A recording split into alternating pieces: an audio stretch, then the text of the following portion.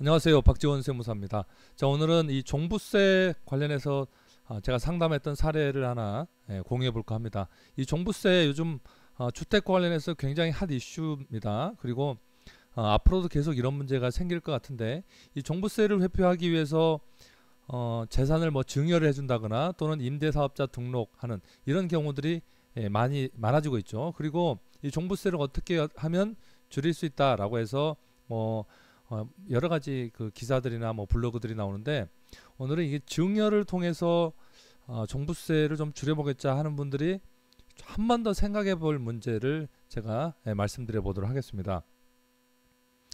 먼저 저희 유튜브를 보시면 구독을 꼭 신청해 달라고 하네요. 구독을 신청해 주시기 바랍니다. 지금 이 상황을 조금 말씀을 드리도록 하겠습니다. 이 상담했던 사례는, 자, 아버지와 어머니가 계시는데, 그리고 결혼한 자녀들이 있습니다. 그리고 이 아들이 있는데, 딸도 있고요. 지금 이 아들이 어떤 세미나를 갔다 왔어요. 그래서 세미나를 갔다 왔는데 이게 종부세 이야기를 한 겁니다.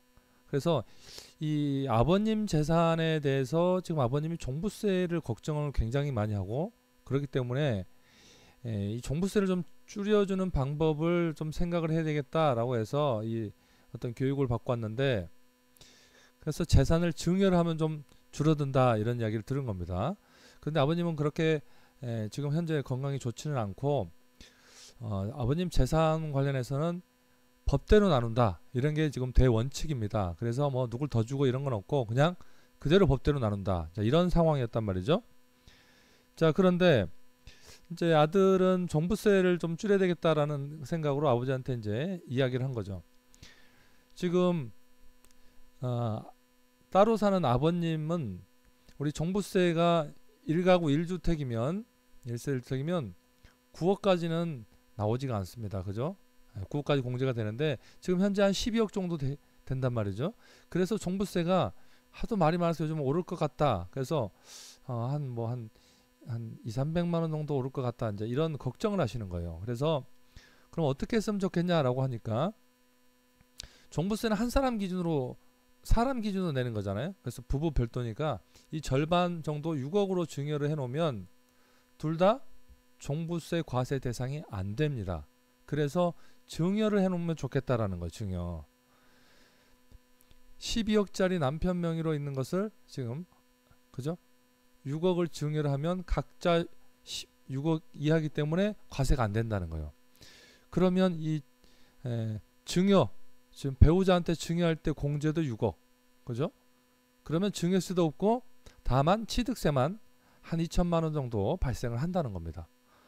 그러면 취득세 한번 내고 종부세에서 좀 앞으로 안 내게 되면 이게 더 혜택이 아닌가, 어떻게 바뀔지 모르니까 그래서 증여를 했다는 겁니다. 자, 이런 의사결정을 충분히 할 수가 있어요. 자, 그래서 지금 증여를 이렇게 절반을 해준 거죠. 그러면 배우자 증여를 통해서 어떻게 했냐면, 증여를 했기 때문에 증여세도 없고 상속세도 없겠다 이런 생각을 한 겁니다. 왜냐하면 절반을 증여를 해줬잖아요. 그러면 아버지 앞에 남은 재산이 6억이에요. 6억. 그리고 현금 3억. 그럼 9억이잖아요. 9억이 남았잖아요. 증여를 해버렸으니까. 그러면 우리 통상적으로 자녀 있는 경우 일괄 공제 5억, 배우자가 있는 경우는 배우자 공제 5억, 이렇게 하니까 10억까지 세금이 상속에서는 없습니다. 자, 그러면 지금 6억을 증여를 해줘 버렸기 때문에 아버지한테 남는 재산이 9억. 자, 그러면 종부세도 없고 상속세도 없고 증여할 때 증여세도 없고 단지 내는 취득세만 2천만 원 냈다는 거예요. 취득세, 이전 취득세 4% 정도만 냈다는 겁니다. 지금 완벽한 솔루션이라고 생각을 했던 겁니다. 자, 그런데 공동명의로 돌려줘서 종부세는 줄였는데 10년 이내에 아버지가 사망을 하면 어머니한테 증여했던 게 다시 합산돼서 상속세가 더 늘어난다는 이야기를 들은 겁니다. 종부세 200만 원 아끼려고 취득세 2천만 원을 내고 증여를 했는데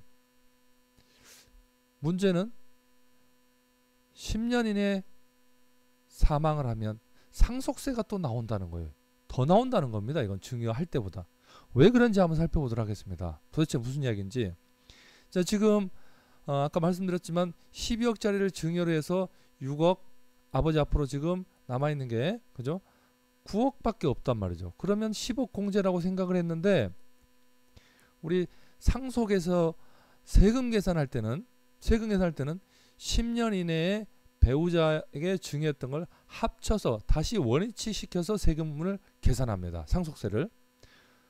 그러면 여기서 다시 6억을 합치면 뭐 원래 증여하기 전의 재산하고 똑같아지니까 세금은 똑같은 거 아니냐라고 생각할 수 있겠죠. 중요한 거 원위치해서 하면은 상속세는 증여하나 증여하지 않나 똑같이 내야 되는 게 맞다라고 생각하지만 결론은 그렇지 않습니다. 왜 그렇지 않은지 제가 설명을 드릴게요.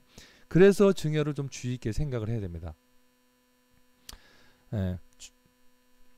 자, 우리 배우자 상속 공제, 돌아가신 배우자가 있으면 최저로 5억은 무조건 공제를 해줍니다. 무조건 5억을 공제해줘요. 그래서 재산이 배우자가 하나도 받지 않아도 되고 1,000만 원만 받아도 되고 어떻게 하든 최소 5억은 공제를 해줍니다. 자, 이건 이해되셨죠? 두 번째, 최대로는 30억을 해줍니다. 30억? 그럼 우리 아버님 재산이 지금 아까 15억이라고 보면 어머니 계시니까 30억 공제를 다 해주면 오히려 마이너스 세금이 없겠네? 이렇지 않습니다. 이렇지 않아요. 이 최대 30억 공제를 조금 알아두셔야 됩니다. 자, 이게 어떻게 계산되는 거냐면 30억은 이렇게 계산됩니다. 자, 법정 상속 지분이라고 있어요. 지금 자녀는 1, 자녀 둘이니까 1, 배우자는 1.5 이렇게 해서 3.5라고 계산합니다. 그 중에 1.5 배우자 지분 이렇게 해서 배우자의 법정 상속 지분이 정해집니다. 자, 이런 것도 한 번씩은 들어보셨을 것 같아요. 그리고 실제 상속받은 재산이 있어요. 실제 상속받은 재산과 비교를 해서 그중 적은 금액을 공제를 합니다. 자, 한번 예를 들어볼게요. 자, 재산을 35억이라고 볼게요. 35억.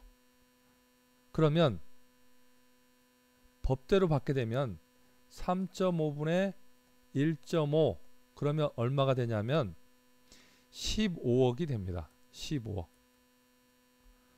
그런데 배우자가 실제로 얼마를 받았냐? 10억을 받았다. 그러면 10억을 공제를 합니다. 10억을.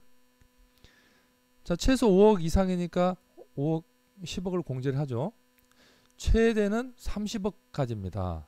30억까지. 그래서 10억 아래죠. 자, 듣다가도 좀 어렵죠. 자, 이걸 반대로 한번 이제 30억을 제가 설명하려고 그러는 거예요. 30억은 요 금액으로 계산했더니 30억이 나온 거예요.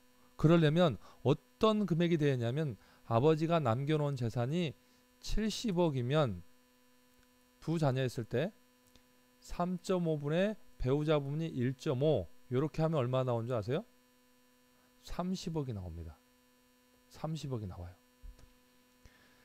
그러면 실제 배우자가 법대로 30억을 받았다. 그러면 30억 공제가 되는 겁니다.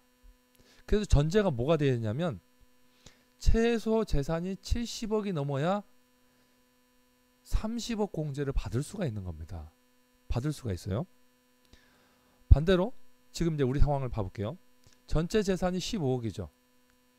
15억이었습니다. 증여하기 전에 만약 법대로 받았다면 3.5분의 1.5 이렇게 하면 얼마 되죠? 제가 한번 계산해 볼게요. 15억 곱하기 1.5 나누기 3.5 15 곱하기 1.5 나누기 3.5 약 6억 5천 정도 됩니다. 6억 5천 정도. 네. 6억 5천 정도 돼요.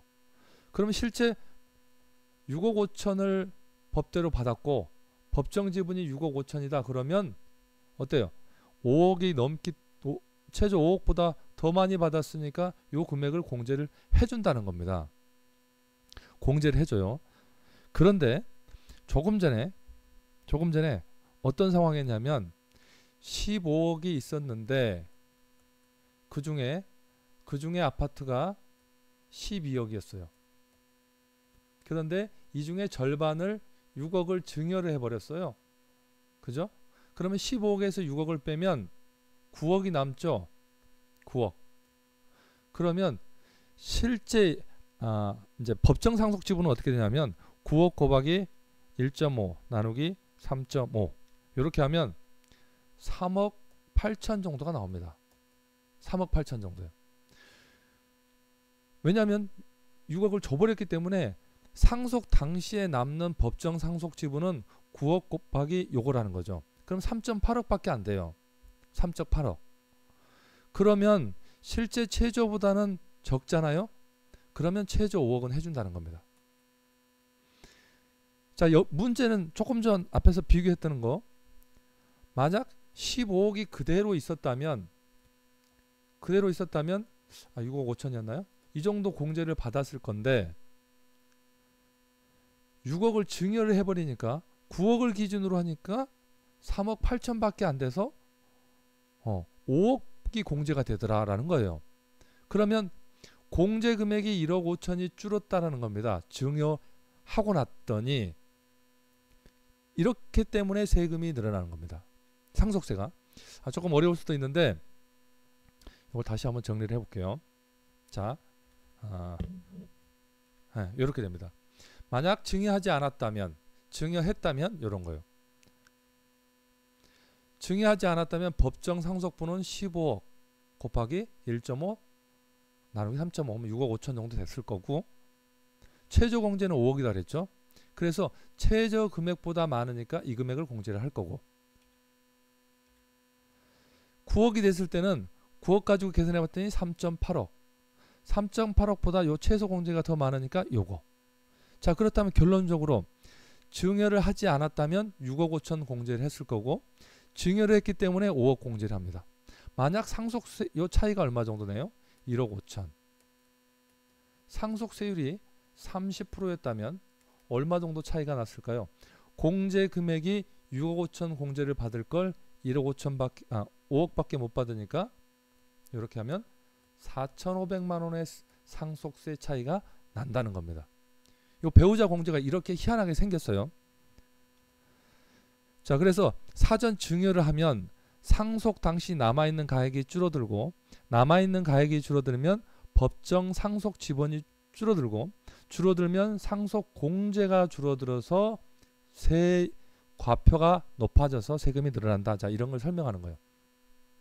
자, 그래서 결론적으로 상속세 만약 증여를 하지 않았다면 4,800만 원 낼 걸 증여를 하고 났더니 증여세는 안 나왔지만 취득세 2천만 원과 상속 당시에 상속 공제가 줄어들어서 7,700만 원의 상속세가 나왔다. 그러면 증여하고 상속됨으로써 내는 세금이 9,700만 원. 증여를 하지 않았다면 4,800만 원만 상속세만 냈으면 됐다는 거죠. 그러면 대략 5천만 원이 늘어났는데 내가 종부세가 그동안 5천만 원의 세금이 더 늘었겠냐? 이걸 비교를 해보는 거죠.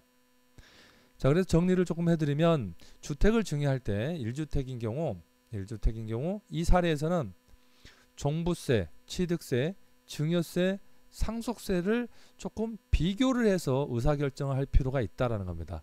의외로 지금 종부세가 그렇게 많지 않다라고 뉴스에도 많이 나오죠. 그래서 이 증여를 할 때 보세요. 어떤 걸 증여를 할 건지 이런 것들은 다 비교를 해서 꼭 한번 체크를 해 보시기 바랍니다. 감사합니다.